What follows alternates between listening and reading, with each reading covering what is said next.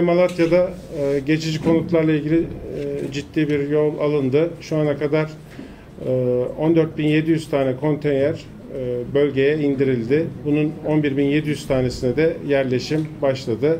Kalan kısımlarında da birkaç gün içinde hızlı bir şekilde yerleşim başlayacak. Bireysel konteyner teslimlerine de başladık. Şu ana kadar 1124 tane bireysel konteyner yerleşmiş durumda.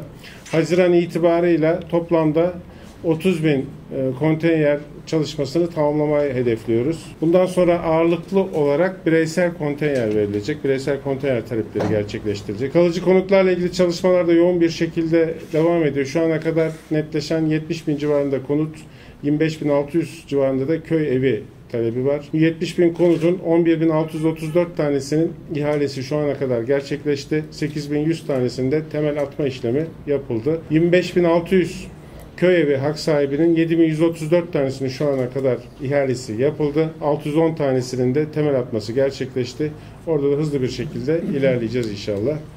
Enkaz kaldırma ile ilgili çalışmalarda ilk etapta yıkık ve acil yıkılacak olan yapıların, konutların %99'unun enkaz kaldırma işlemi tamamlandı. O %1'lik kısımda çevresine hasar verebileceği için kontrollü veya belli izinleri bekleyen yıkımlar. O yüzden bekliyoruz.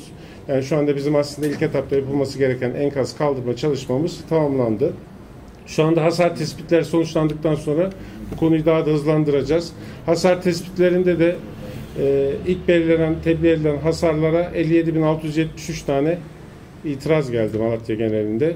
Bunların 55.440'ı zaten incelendi, sonuçlandırıldı.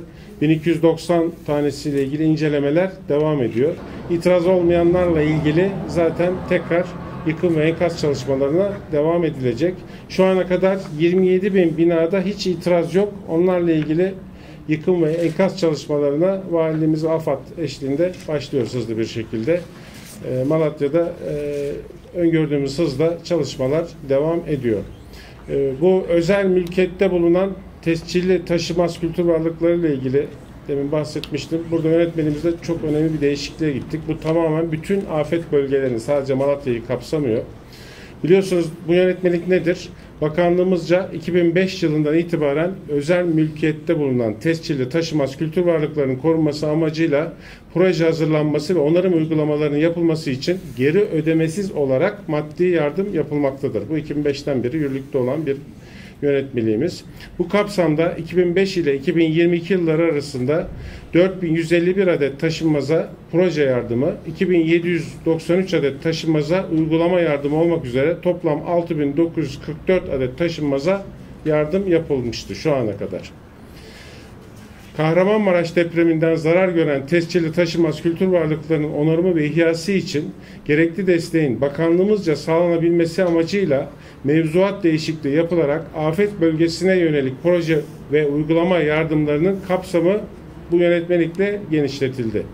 Proje yardımı kapsamında röleve, restitüsyon, restorasyon, gerekli durumlarda rekonstrüksiyon ve mühendislik projeleri ile zemin etüdü için yardım sağlanacak.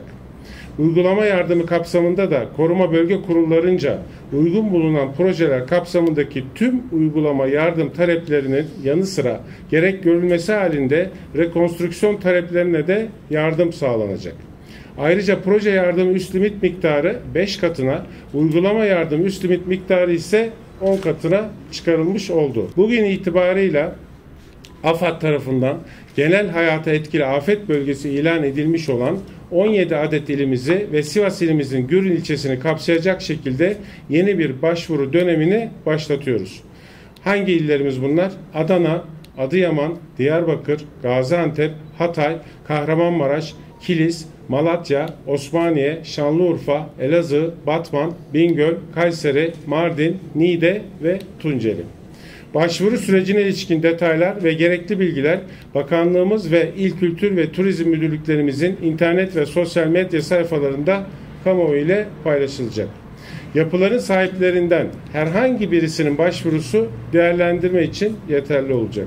Başvuru için gerekli belgelerin İl Kültür ve Turizm Müdürlüklerine en geç 15 Haziran 2023 Perşembe gününe kadar teslim edilmesi gerekmekte.